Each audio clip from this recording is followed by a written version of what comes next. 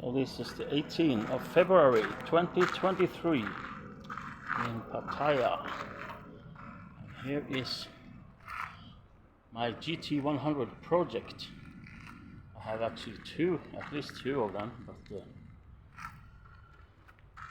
this is the one I'm working on currently. So if you noticed, it has new shock absorbers in the rear.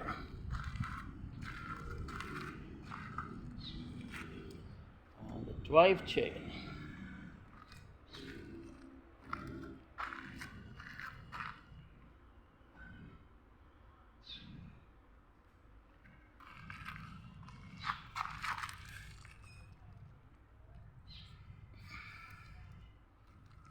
Drive chain. Cool. Okay. Bye for now. Bye for now.